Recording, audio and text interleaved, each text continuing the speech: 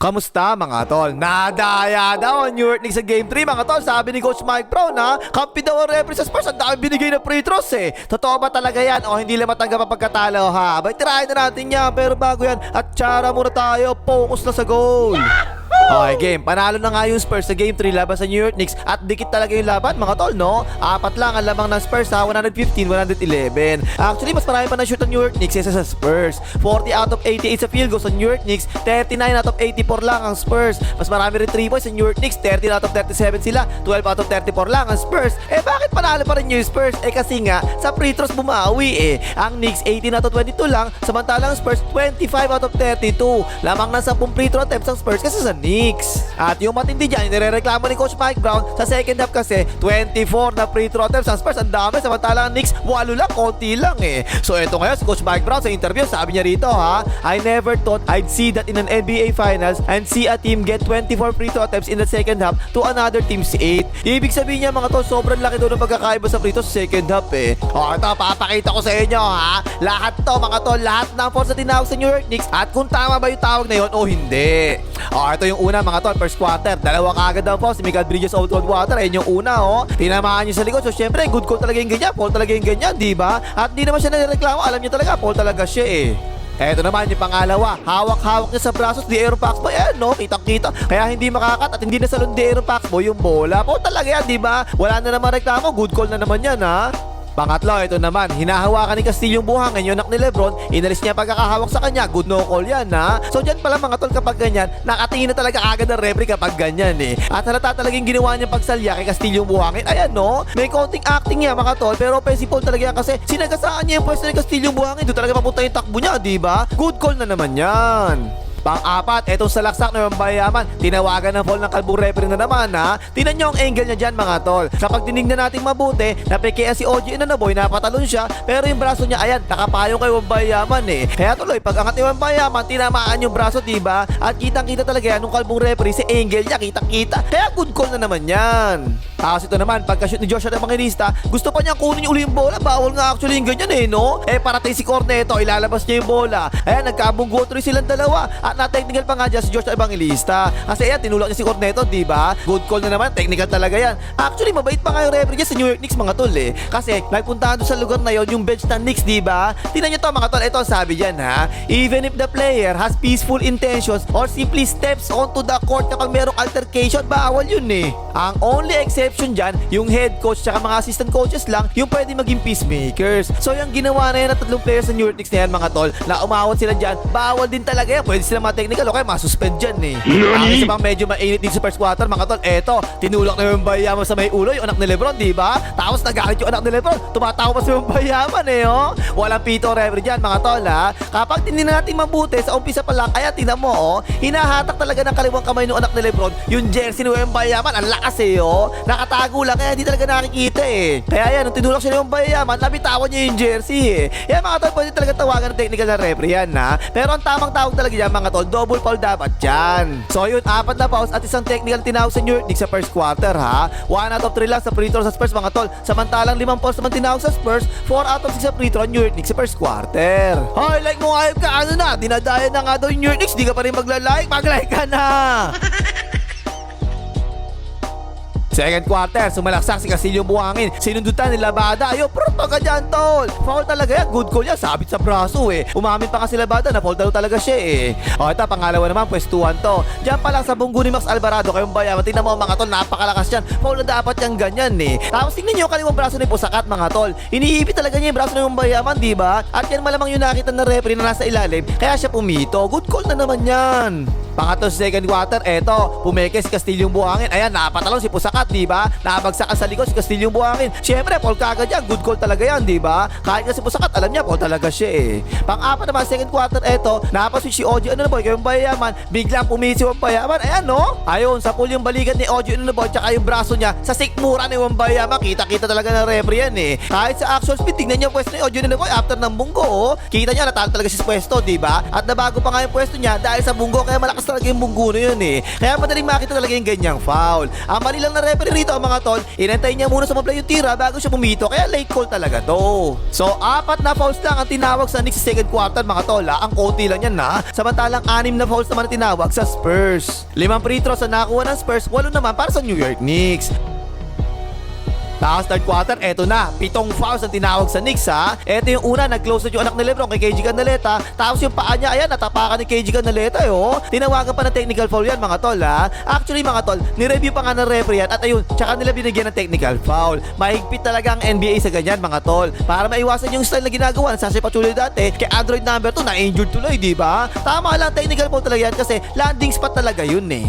Eto naman, sumalaksak si De'Aaron Fox tapos tinawagan ng foul si Joshua Evangelista ha. Tapos parang nataka siya kung bakit foul siya eh, no? Tingnan niyo sa nakapwestong referee mga tol. Ayan mismo sa tapat nilang dalawa eh. At kita-kita naman, natulak talaga niya yung sikon ni De'Aaron Fox pag salaksak eh. Ayan, tingnan mo oh.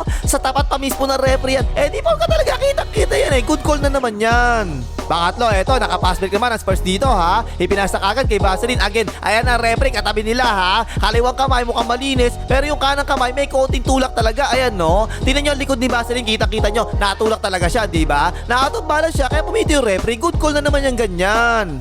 Oh, ito, mismatch naman to. Inatake ni Eshkal Don Johnson, yung anak ni Lebron. Ang lakas ng bunggo sa una, let go lang eh, no? Tapos pagpihit, humampas yung anak ni Lebron. Ayan, no? Again, asa ng referee na tumawag. Ayan mismo sa tabi nilang dalawa. Ganda pa ng angle. Sa pwesto natin, medyo malayo yan. Pero pag tinignan nyo mabuti, humampas yung anak ni Lebron ng malakas. Nabitawan ni Eshkal Don Johnson yung bola. So mukhang bola eh, no? Pero yung kanang braso ng anak ni Lebron nasan? Nakatuon din eh. Kaya pag angat pa nga ni Eshkal Don Johnson, yan yung sumabit. Baka dun yung fall sa kanang braso, hindi sa kanang braso. Eto, crucial to kasi pang-4 na foul na to na anak ni Lebron eh, no? At kita-kita talaga dito, foul siya eh. Sumunod kasi siya tapos naiwanan yung braso niya. Ayan, naipit tuloy yung braso ni Dillon Harper. Hindi pa pumipito referee dyan mga tol ha. Pero eto, nung hahawakan na yung bola, hindi mahawakan ng dalawang kamay yung bola kasi nga nakasabit yung kamay ng anak ni Lebron. So syempre, pumipito referee. Good call na naman yun. At dyan, penalty na nga New York Knicks. Eto, pang-6, isolation to kay Labada ha. Bungguan ang tindi oh. Ang tanong ko dyan sa inyo, asan ang braso ni Labada? Tingnan nyo mabuti mga tol. Nung gumalaw yung dalawang braso ni Labada, tsaka pumito ang referee no? Hindi masyado maganda yung angle natin dito. Kaya hindi talaga natin malino na makikita. Pero yung angle na referee tumawag, katabi na naman nila eh. So itong pito na to, isasama natin to sa questionable calls. Eto naman, offensive rebound ni Corneto. Tingnan nyo si Pusakat mga tol, nasa ng kamay niya. Nasa balikat ni Corneto eh. So dyan pa lang dapat, Paul, na dapat si Pusakat dyan eh. Pero hindi pumiti yung referee rito mga tol ha. Pero nung nakuha na ni Corneto yung bola at ayun, natalisod ni Labada si Corneto, doon na ngayon pumiti yung referee, foul si Labada. Good call na naman yan, di ba? Pero dapat si Pusakat yung foul dyan, hindi si Labada, pero foul pa rin talaga. Ayun, 7 fouls na tinawag sa New York Knicks sa third quarter. Isa lang yung medyo malabo pero may bunggu pa rin talaga eh. Yung 6, legit talaga, foul talaga eh. 5 fouls naman tinawag sa Spurs, 14 na free throws na nakuha ng Spurs, 3 naman para sa New York Knicks.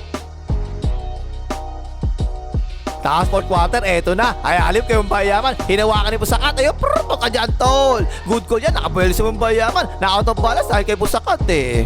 30 seconds para sa fourth quarter, mga tol. 2 fouls kagad ang New York Knicks ha. Tingnan niya ang backshot ni Bridges, mga tol. Hinuk talaga niya. Tapos nilak talaga niya yung braso ni Eshkal Don Johnson eh, no? Pero late ang pito ng referee rito, mga tol ha. Nagkatapikan na, tsaka siya pumito. So, isasama natin ito sa questionable na call. Kahit na meron naman talaga foul si Bridges dito. O, ito naman, atake naman kagas, De'Aaron Foxboy. Tingnan niyo mabuti yan, mga tol ha. Asa ng foul dyan? May contact sa ere, parang foul si kabayan Noddy Clarkson, diba? Pero ang foul talaga dyan, mga tol, si Max Alvarado eh. Pansinin niyo yung kanang braso ni De'Aaron Foxboy, mga tol. Nung umangat na, tingnan niyo mabuti. Biglang nawala yung pagkakahawak sa bola, diba? Sumundot nga kasi si Max Alvarado, kaya ganun yung nangyari. At siya talaga yung foul dyan, mga tol. Siya yung pinituhan dyan eh. Kahit tingnan niyo pa sa play-by-play, ayaw niya lang talaga umaming kagad eh. Good call na naman yan.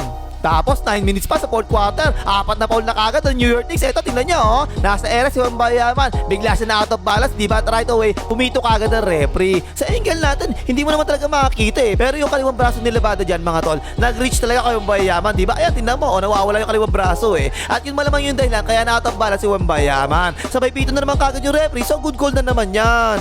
Ayun, 8 minuto pa sa fourth quarter, mga tol. Naka-5 fouls na kagad ang New York Knicks, penalty kagad eh. Tingnan nyo yung ginawa ni Bridges sa kanang braso ng Wembayaman, mga tol. Nilak na naman talaga niya, kagaya kanina kay Eshkal Don Johnson, diba? Hawak-hawak talaga niya yung dalawang kamay eh. Parang yung anak mo na parang naglalambiti sa braso mo eh. At ayun, nahuli na ng referee. Foul talaga yan, good call talaga yan, penalty na kagad ng New York Knicks. Pang-6, eto, malala eh, no? Rebound si Pusakat, tsaka si Wembayaman, tapi ka ng bola. Hindi pumito ang referee rito, mga tol ha. Knicks ball pa nga ang tawag dito. Pero challenge to ng coach coach ng Spurs. Kaya sa replay, ako po, walang lusot si Pusakat. Kitang-kita talaga. Kaliwang braso niya, iniipit yung kamay ni Wembayama. Kanang braso niya naman, nakabitin naman sa kanang braso ni Wembayama. Kaliwat kanan po si Pusakat eh. Pero take note, kailangan pa yung challenge ng Spurs to para makulik yung tawag ha. Top ito, eto, napaswitch si Lebada kay Wembayaman. Umatake naman kagad si Wembayaman. Sumunod si Lebada sa harap mismo ng referee. Kita-kita, to ka dyan tol. Good call na naman yan. At ito yung pang-walo, nung pumunta yung New York Knicks kasi, paubos na yung oras eh. Tapos lamang yung Spurs. O baka magreklamo pa kayo, sinadyan nyo na paulin yan ha. So dito sa fourth quarter mga tol, 8 fouls ang tinawag sa New York Knicks ha. 5 lang sa Spurs. 10 free throws ang nakakuha ng Spurs, 5 lang para sa New York Knicks. Pero sa 8 fouls ang tinawag sa New York Knicks mga tol, lahat yun legit talaga eh. Maraming free throws ang nakakuha ang Spurs kasi ang aga penalty ng New York Knicks sa fourth quarter eh. So kung susumahin natin mga tol, lahat na naging fouls sa New York Knicks sa game 3 ha. 23 na fouls ang tinawag sa New York Knicks, 21 na fouls naman ang tinawag sa Spurs. 2 fouls lang ang pagkakaiba eh. O diba? Ang pagkakaiba mga tol, napatapat sa shooting foul yung mga fouls sa New York Knicks sa third quarter. At maaga naman sila na penalty sa fourth quarter kaya dumami yung free throws ng Spurs eh. 24 na free throws yung nakuha ng Spurs second half, 8 lang para sa New York Knicks. At saka ito mga tol, dun sa 23 na fouls na tinawag sa New York Knicks mga tol, wala ako nakitang flopping kahit isa eh. At dun sa 23 na yon mga tol, lahat talaga yun merong contact diba? Out of 23, isa lang dun yung pangit yung angle natin. Kaya sabi ko, questionable yun kasi hindi natin masyado makita eh. Tapos yung isa naman, nilak naman ni Bridges yung braso, late lang yung tawag, kaya talagang foul pa rin yun. So sa 23 na fouls mga tol, 22 doon, 100% walang duda. Legit na foul talaga eh. Foul talaga yun. Napakataas na percentage na referee yun mga tol eh, no? Isa lang yung medyo alanganin eh. Hindi pa kakasama doon yung ganito na foul talaga kay Wembayama pero di pumiti yung referee eh. So naghahanap lang siguro ng masisisi yung coach ng New York Knicks samantalang siya naman dapat yung CN, diba? At hindi talaga tama yung paratang niya na pinaboran ng referee ang Spurs sa game 3. Hindi talaga, pali talaga yun eh. Ganun naman talaga kapag talo, naghahanap ng masisisi, diba? Okay na pang himagas, malagay, makita ng mga flapper ng OKC.